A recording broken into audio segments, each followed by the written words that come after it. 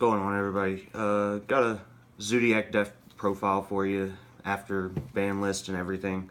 It's pretty consistent. It's kind of fragile though, but I still think it's really good. So we'll just jump right into the profile. I'm not going to talk about the Zodiac cards. Everybody knows what Zoo does right now. So I play triple Whiptail. It's just too good not to play three of. You know, that dude. Rat's just too good. I mean, as long as this card's playable at more than one, you play it. And I play one Ram as my one of. Great card. Really good bait for Kaiju Slumbers, board wipes, whatever. Lets you float back into the game. So here's where things get pretty spicy for me. I play triple Baboon. This card's amazing. It's an out to Trident, which is absolutely hilarious. They have literally no choice but to like lose their Trident or give you an Invoker. It's just insanely good. Not to mention it fixes bad hands. A little more spicy text. I play two Alistair the Invoker, so I play a small Invoked engine in this. It's absolutely amazing. I love it. Mechaba is just a game winner. Now, let's see. I play the Predaplant engine. 3 Scorpio, 1 Darling Cobra. Just best ratio. It works. Allure of Darkness targets. They're just really good cards. For my Brilliant Fusion engine, I run 2 Garnet and a Wolf. And I'll show you why I play Wolf here momentarily. I have a really, really interesting combo with this deck that I like. And definitely, I have to play 2 Garnets. If you're lucky enough to be one of the players that never draws this bastard, play him at 1. Then, Kaijus. I play 2 Turtle, 2 Raiden. He's an Allure target, so it's fine to play him at 2. I know a lot of people don't like to play more than 3 Kaijus in the main deck, but I play 4. And the last monster-ish is Bujin Haruko. This is part of the combo and really the reason why I play Wolf. Moving on to hand traps. I play 3 Ghost Ogre. Too good not to play 3 of right now. 2 Ash. And 1 Droll Lock until I can find me a 3rd Ash. Droll Lockbird's still a really good card right now, especially with True Draco being part of the meta. It's really, really good. And then the one of Maxi. I mean, if you open it and they don't have Ash Blossom, they just stop their turn. Zodiac has to give you 2. So moving on to the spells, part of the Invoked, I play the 2 Meltdown and 1 Invocation. A lot of people say I should play 2 Invocation, but literally, Cosmic Cyclone doesn't stop this from resolving. So as long as you get to make the fusion, it doesn't matter if you ever get this back. 1 of Raigeki, too good not to play, have to. I play 2 Allure of Darkness. I'd like to play 3, but deck's too tight, and I don't want to play this at more than 42. 2 Kaiju Slumber. I mean, self-explanatory, man. This card's the tits. It's too good. And I'll show you a couple combos with it later. They're really, really good. And triple Brilliant Fusion to line out the spells. I don't play Instant Fusion. Like I said, this is for post-ban list. No Norden, none of that fancy stuff. So just triple Brilliant Fusion. It's just really good. And the last card I play is 1 Zodiac combo. With the Fusion sub combo being gone out of, you know, Zodiac and everything, I feel like you have to play this card or you have no comeback. This thing can definitely steal you games, and putting all your Zodiacs back is just broken. Let's see. Moving on to the extra deck. Abyss Dweller is a must right now. Play this card. I don't care what anybody tells you, play this card. The 1 in MX Saber Invoker, too good not to play. It's just broken with Zodiac. The 1 Daigusto Emerald, like I said, I play him still for the same reason that you play combo, and I actually can still make a pretty hefty turn 1 board that lets you abuse him. I play 2 Trident, 2 Broad Bull, 1 Chakanine, 1 Borbo, because this guy, he just steals games. I'm super tempted to cut him for Tiger Mortar, but being able to attack directly is just too good, and it comes up all the time. And 1 Hammer Kong. Not being able to be targeted, super good, super good. Then to round out my XZs, I play Bujin Kagetsuchi and Amaterasu. This is the reason why I play Haruko. There's some amazing combos that just almost guarantee you game wins whenever you open this. Then you have your 1 Seraphonite.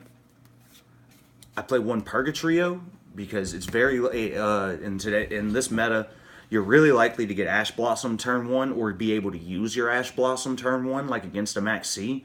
And with this Amaterasu combo, you can actually end up adding it back to your hand at the end phase if you summon this guy. So it's really, really good. And then the 1 Mikaba. Wouldn't play it any other way. I only play the 2 fusions. Just Zodiac just eats your extra deck alive. So. And finally, some sideboard stuff. There's something in here I'm still just experimenting with to see how much I like it, this format. But I played 3 Retaliating Sea. People are still playing Instant Fusion, Brilliant Fusion, all that stuff. This card can just blow people out of the water sometimes if you use it right. Not to mention you can use it to Xyz with if you need to. 2 Anti-Spell Fragrance. I've really considered upping it to 3. Pendulums are going to be really scary in Nat's format, so it's going to be rough. Forbidden Chalice. I mean, it's just an amazing card. Absolutely phenomenal card. This is like the only out that most people have to VFD, True King of All Calamities, that's his name. It's just insanely good, and being able to chain and negate Dryadens and all that stuff. Yeah, I mean, it's pretty self-explanatory. 2 Twin Twister. I know it doesn't really do anything against True Draco, but I don't really worry too much about their spell and traps whenever I play this. They have, like, if you don't play any back row removal, you're not going to get surprised by what they have. Most of the stuff's going to be set. I usually save it for, like, Lose 1 Turn and Dimensional Fissure and, you know, Macrocosmos, stuff like that if they're playing those techs. But definitely good in case you run into stud necks and everything like that. 2-Dimensional Barrier, shits on the mirror match. I mean, everybody knows. Play it. It's a good card. 2 Mask of Restrict. If you find yourself playing against any True Draco variant, make an Abyss Dweller, flip this card, they lose the game. And the spicy tech, I'm siding Mind Drain right now. There's so many hand traps in the meta. There's so many decks that just can play cards out of the hand. What is it? Like Harpy's got that new busted trap card that they can activate from their hand. This card says you can't do that. So, like, there's a lot of really, really good cards that this card won't let your opponent play. So, I like it right now, but I haven't had a chance to take it to a regional or anything yet and see how it plays out. So, that's the deck profile. You want me to show this Haruko combo? Or? Yeah. Okay. Let's see. Let me grab out some combo pieces real quick. It's a really interesting thing that you can do. Generally, it's a 2 to 3 card combo, depending on how strong you want your Dryden to end up being. You get pretty much a choice of having you get a choice of having your Dryden equipped or ending with 5 monsters on the board and making Daigusto Emerald. So here's generally the 3 cards that you'll pretty much need. Orphis Scorpio, insanely good card. If you open this, most realistic stuff ever, people. You know, Gemnite Garnet in hand, always. And Alistair the Invoke. So really the combo is just these 2 cards, but you have to have a monster to discard for this guy's effect. So you normal summon Orphis Scorpio, activate his effect, discard your Gemnite Garnet.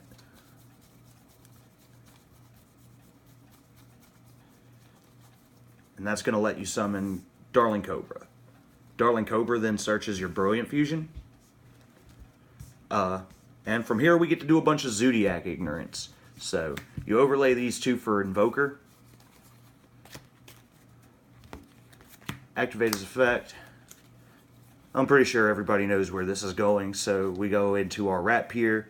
There's a couple spots where the steps are a little different. I haven't seen anyone else doing this combo, so I'm not sure if people have figured it out yet or not, but I love it. Overlay into Borbo, use the effect, bring out this rat. Now here's where you do things a little different. You'll go straight into your Broad Bowl here, activate his effect, and if you search, and then here we search Bujin Haruko. He's a Beast Warrior Pendulum card. It's amazing. You can search it off Broad Bowl. Anything you can search off of Broad Bowl is insanely good. So now at this point, everything else we have on the board is kind of irrelevant. So now we play our Brilliant Fusion. That's going to get us our Seraphonite. We dump our other Garnet from the deck and Wolf. So Wolf's effect lets him special summon himself. So even if this gets interrupted at any point in time, you do at least end up with a 2100 beater out of it. I actually like it a lot more than Trick Clown for the Brilliant Fusion engine. But, I mean, you know, pick your poison. That's pretty much how it goes. So then we go ahead and we overlay for with Wolf. For Kagetsuchi, this is actually a really good way to guarantee that you don't die from a board wipe. Whenever he's summoned, you mill 5 cards. And optimally, you would want, it doesn't really matter what you mill, there's not a lot that can hurt you. The best thing ever would be like if you mill Zodiac combo and Ghost Ogre and Snow Rabbit. If you do end up milling a hand trap, either your Ash or your Ghost Ogre, for this build anyway, depending on what Invoked Fusions you want to play, if you mill a hand trap at all, you can get that card back to your hand. So it's really, really good. So now we use our additional normal summon to bring out Alistair. Alistair's going to search our invocation. Then we go ahead and go straight into Drident.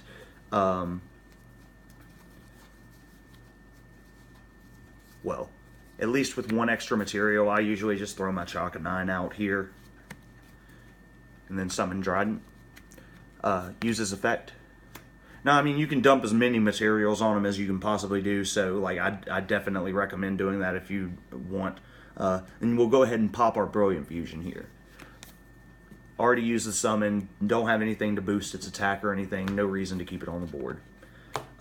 Now here's where things get spicy. Bujin Haruko is a really, really crazy good card. When it's in your Pendulum scale, you could target a rank 4 Bujin Xyz, and then you banish him from the Pendulum scale and change it to another Bujin Xyz. So we play this card, banish it.